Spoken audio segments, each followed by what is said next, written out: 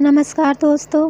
पिछले एपिसोड में आपने सुना कि किस तरह आर्या और विराज की पहली मुलाकात होती है और आर्या को पता चलता है कि विराज एक वैम्पायर है।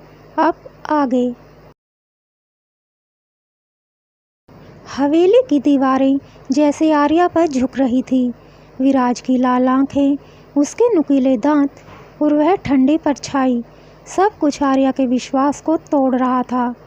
तुमने मुझसे सब कुछ छिपाया, आर्या ने कांपती आवाज़ में कहा, क्योंकि मैं चाहता था कि तुम मुझसे डरने की बजाय मुझे समझो।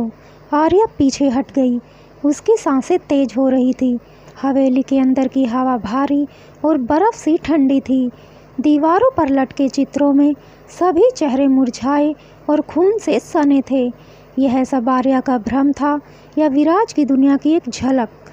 तुमने मुझे कहा था कि मैं तुम्हारी किसी पिछली मोहब्बत की परछाई हूँ, आर्या ने डरते हुए कहा। क्या उस लड़की को भी तुमने ऐसे ही डराया था? विराज की आंखों में पीड़ा तैर गई। नहीं, उसे मैंने कभी नहीं डराया, उसे मैंने खो दिया।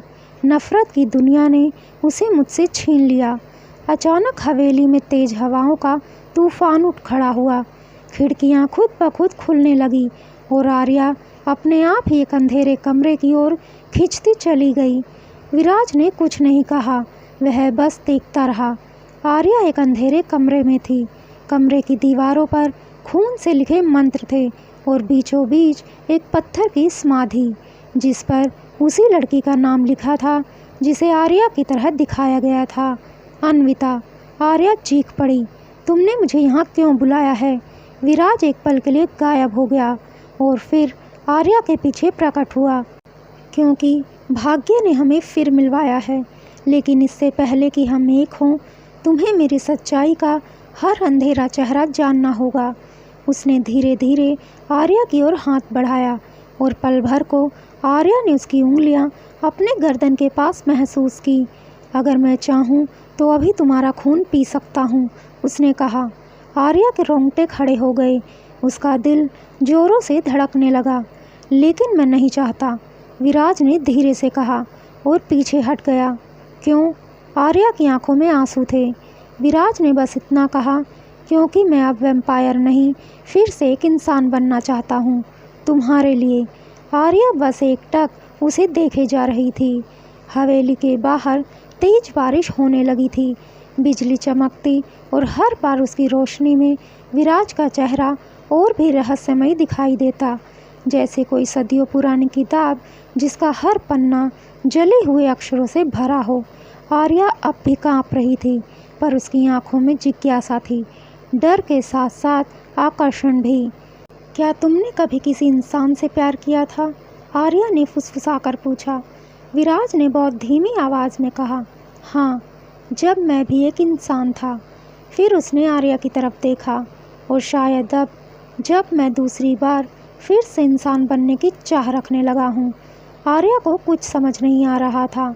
तुम इंसान थे? उसने आश्चर्य से पूछा। विराज ने उसे हवेली के नीचे बने तहखाने की ओर इशारा किया। तुम्हें वो देखना होगा जिसे मैंने सदियों से छिपा रखा है। शायद तब तुम मेरी मोहब्बत को समझ पाओगी, या मुझसे हमेशा के लिए डर जाओगी। अंधेरे, ठंडे और सीलन भरे तहखाने में दीवारों पर लोहे की सलाखें थीं, जैसे यह कभी कोई कारावास रहा हो। बीच में एक पुराना ताबूत रखा था, लाल और काले फूलों से सजा हुआ। यह अन्विता की कब्र नहीं है, विराज ने कहा। फिर क्या है? आर्या ने डरते हुए पूछा। यह मेरी आत्मा का कैद खाना है। उसने धीरे से ताबूत खोला। उसके अंदर एक चिट्ठी, एक लॉकेट और खून से सना हुआ एक कांच का टुकड़ा था। यह अन्विता का खून है, विराज बोला। आर्या ने हैरानी भरी निगाहों से विराज की ओर देखा। जिस दिन वो मारी गई, उस दिन मैंने भी अपनी इंसानियत खो दी और एक श्राप में बदल गया। आर्या ने वह चिट्ठी उठाई और पढ़ने लगी। अगर मैं दोबारा जन्म लूँ तो भी तुम्हें पहचान लूँगी, चाहे चेहरा बदला हो पर दिल वही रहेगा। और अगर मेरी रूह किसी और शरीर में आए तो तुम उसे बचा लेना, खुद से भी। आर्या के हाथ कांप गए। यह तो मेरी हैंडराइटिंग जैसी लग रही है, वह बुदबुदाई। क्योंकि वह तुम ही हो आर्या। तुम अन्विता का पुनर्जन्म हो और यह सिर्फ प्रेम नहीं, भाग्य की वापसी है। विराज ने उसकी आंखों में देखा। मैं तुम्हें नुकसान नहीं पहुंचाना चाहता, क्योंकि मैं फिर से तुम्हारे साथ जीना चाहता हूँ आर्या। आर्या उसकी ओर देख रही थी। आर्या ने पहली बार खुद को विराज के करीब पाया।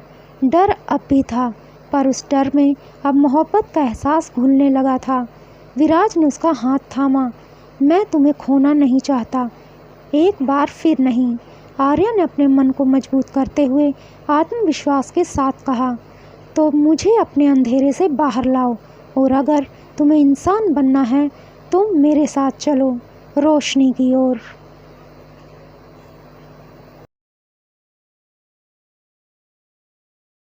क्या विराज फिर से एक इंसान बन पाएगा? क्या आर्या उसकी मदद कर पाएगी? और क्या चुनौतियां होंगी उनके सामने? जानते हैं अगले एपिसोड में। तब तक के लिए धन्यवाद।